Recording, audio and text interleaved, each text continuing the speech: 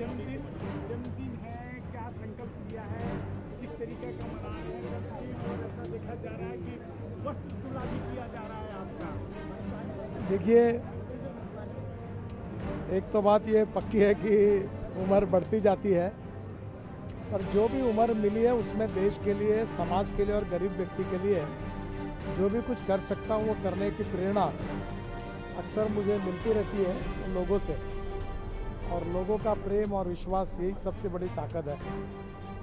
मैंने इस बार ये संकल्प किया है कि नागपुर लोकसभा क्षेत्र का मैं मेंबर होने के नाते इस 5 साल के अंदर 1 लाख हमारे युवा युवतियाँ ग्राउंड पर खेल सके ऐसी फैसिलिटी तैयार करूँगा, क्योंकि हमारी संस्कृति, कल्चर और स्पोर्ट्स, इससे भविष्य की जनरेशन निर्माण होती है।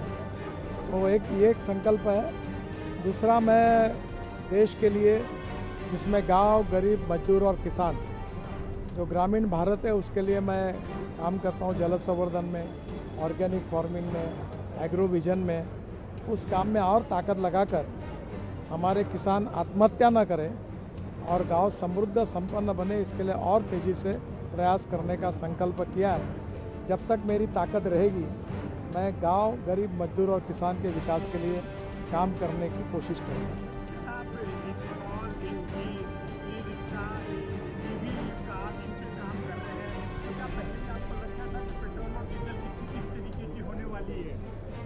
ऐसा मुझे नहीं लगा था, पर एक बात सच है कि हमारे देश में 22 लाख करोड़ रुपए का फॉसिल फ्यूल इंपोर्ट होता है। अगर ये इंपोर्ट रुक गया और ये 22 लाख करोड़ रुपए अगर देश की जनता के जेब में जाएंगे तो करोड़ों युवाओं को रोजगार मिलेगा, प्रदूषण कम होगा, देश का इंपोर्ट कम होगा और देश की प्रगति होगी। हमारी नागपुर महानगर पालिका ने अभी एक प्रोजेक्ट शुरू हुआ है जिसका उद्घाटन जून महीने में हो रहा है, और उसके लिए मैं प्रधानमंत्री जी को भी रिक्वेस्ट करने वाला हूं, क्योंकि कचरे से 28 टन सीएनजी पर डे तैयार होगा। पूरे देश के कचरे का अगर उपयोग किया जाएगा तो हमारे देश में हज़ारों टन सीएनजी महीने में तैयार होगा। तो हमारी उससे जो आज दिक्कत है गैस की, वो कम हो सकती है। अभी 100% इथेनॉल पर चलने वाली गाड़ियाँ, 4 व्हीलर और 2 व्हीलर मार्केट में आ रही है। 4 तारीख को मारुति सुजुकी की गाड़ी भी आ रही है, और मुझे लगता है कि हाइड्रोजन भविष्य का फ्यूल है, उसमें भी हमारे लोग काम कर रहे हैं, और इसमें हम आत्मनिर्भर बनना चाहिए। आत्मनिर्भर अगर बनेंगे तो कभी ये ज़रूरत ही नहीं आएगी, हम किसी के ऊपर डिपेंड नहीं रहेंगे।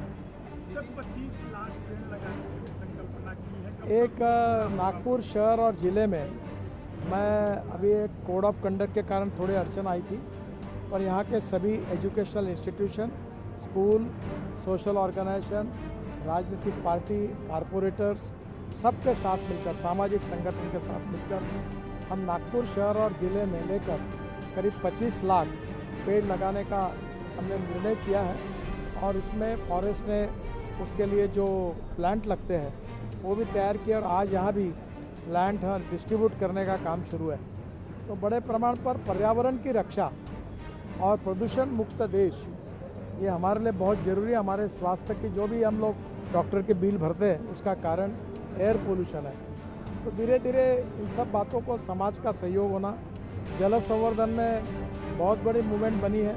5000 किसानों का सरपंच और इनका बड़ा कार्यक्रम हुआ, उससे काफ़ी प्रेरणा मिलकर लोग काम कर रहे हैं। समाज के साथ मिलकर ये सब काम समाज उपयोगी है, और ये करने के लिए वैसे भी मैं अपना समय ज़्यादा खर्चा करता हूँ और ज़्यादा करने की कोशिश करूँगा।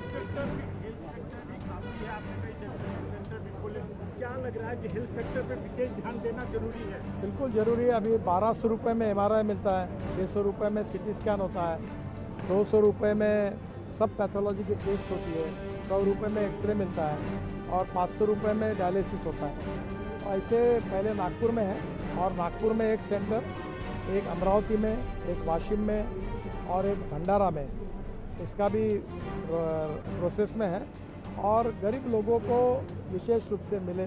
और एक कोशिश मैं कर रहा हूँ कि कैंसर के जो इंजेक्शन्स होते हैं वो 3-3, 3.5 लाख रुपए का एक है, गोली भी 1.5 लाख रुपए की है। तो मैं कोशिश कर रहा हूँ कि बाहर से इंपोर्ट करके लाकर 1/3 प्राइस में गरीब लोगों को उपलब्ध करा के दूँ। बेचारे लोग अपनी जान चली जाती है पर दवा लेने के लिए उनके पास पैसे नहीं है। तो हम लोग जो जो प्रकार से प्रयास कर सकते हैं वो करने का ज़रूर प्रयास करेंगे। ठीक है, बहुत बहुत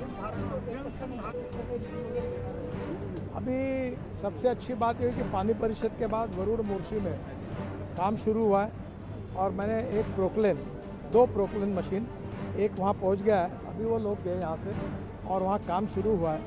वरुण मोर्शी, काटोल, नरखेड़ और कड़मेश्वर, सावनेर, ये 4 हमारा डार्क एरिया है और इसमें जल संवर्धन का काम तेज़ी से करने की हम कोशिश करें।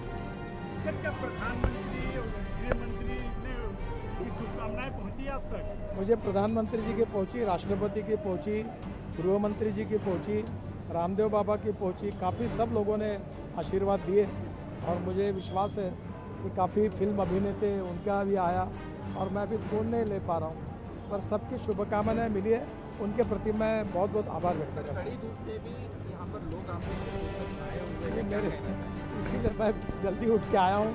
मैं चाहता हूँ कि धूप ज़्यादा आने के पहले ये कार्यक्रम समाप्त करके लोगों को धूप की तकलीफ ना हो, क्योंकि ये एक बहुत बड़ी समस्या है इस बार और लोगों का प्रेम और विश्वास मेरी राजनीतिक जीवन की सबसे बड़ी सक्सेस कोई है तो सामान्य लोगों का प्रेम और विश्वास मुझे मिला है, ये मेरी सबसे बड़ी पूंजी है, ऐसा मैं